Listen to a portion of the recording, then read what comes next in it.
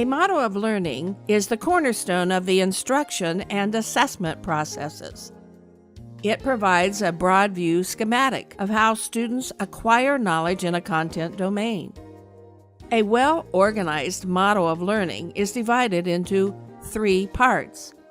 Part 1 describes a research-based theory of how students learn in a curricular area and what is important for them to understand at a particular stage of experience with the knowledge and skills of a field of study and in their cognitive development. Some reliable resources for determining how students acquire learning and what knowledge, skills, and processes should be acquired by them at a particular level of expertise include such research reports as the National Research Council's publications, How Humans Learn, How Students Learn, Knowing What Students Know, and Eager to Learn.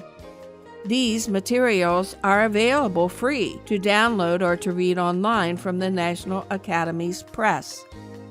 Other sources for research include national professional associations and local, state, and national agencies that are involved in oversight of American education.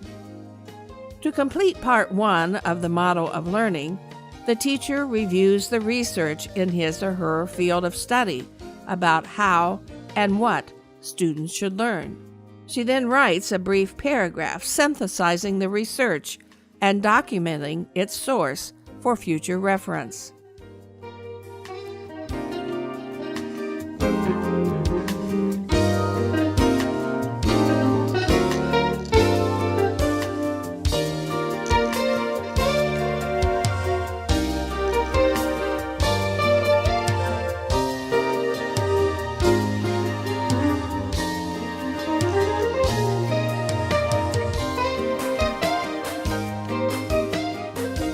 Once the teacher has an understanding of research-based practice in the content domain and in the cognitive growth of students at various stages of development, she uses that information to complete Part 2 of the model of learning. It is in this section of the model that she adapts the universal research recommendations to her particular group of students for a particular academic period of time. A model of learning is not a daily lesson plan. It is a guide for instruction and assessment over a longer period of time and provides direction for daily planning and assessment. State and national academic standards are models of learning that recommend research-based content over the entire school experience. However, teachers must also develop a model of learning for their particular situation, which typically stems from the larger curriculum model of the district, state, and nation. In Part 2 of the model of learning, the teacher considers the following. First, what is the projected time frame that the model covers? Typical time frames last for the amount of time to be allocated for the completion of a unit of study or for periods of 6 or 9 weeks. A model of learning can also be developed for an entire academic year. Next, within the determined time frame, the teacher clarifies objectives for the students, herself, and for assessment, all of which must be aligned. The student objective determines both the teaching and assessment objectives. Objectives are based on what and how students should learn, as outlined in Part 1 of the model.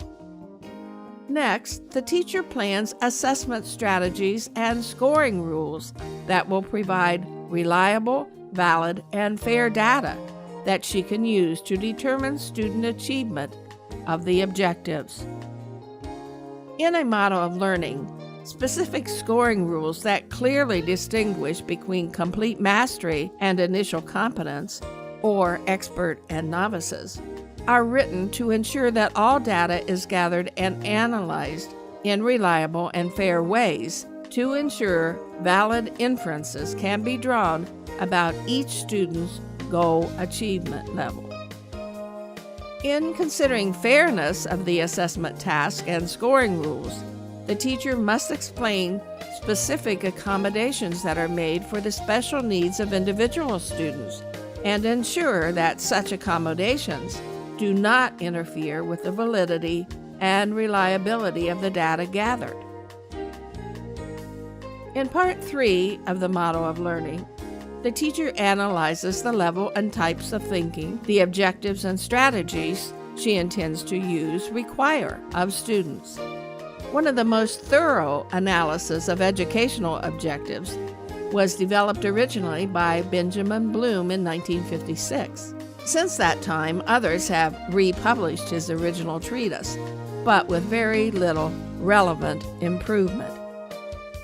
It is important that teachers intentionally consider the level of thinking they are promoting in students. Unfortunately, educational experiences and assessments often depend heavily on lower levels of thinking, such as comprehension. This is not to deny the importance of comprehension, because without it, the higher levels of thinking are faulty at best. Sometimes the model of learning may cover initial presentation of terms and specifics, which are important and which require only comprehension. The point is that not all of the models of learning developed for an entire year should require only comprehension and a smattering of application. When and if this should occur, students are not being challenged to engage in higher levels of cognitive processing. Unless a teacher intentionally analyzes her instruction and assessment practices, she cannot positively know what she has asked of her students in terms of cognitive processing while they were under her guidance. Teaching is a highly complex act. It involves both science and art. A model of learning ensures that the science of learning guides the art involved in the delivery of instruction. Without an advanced model of learning, instruction and assessment may miss the mark of quality education for all students. Fair, reliable, and valid assessment identifies problems or deficits in student understanding before such misconceptions or deficits are entrenched in the minds of students. Such misinformation is tenacious and difficult to alter. Only through careful classroom planning can quality education survive.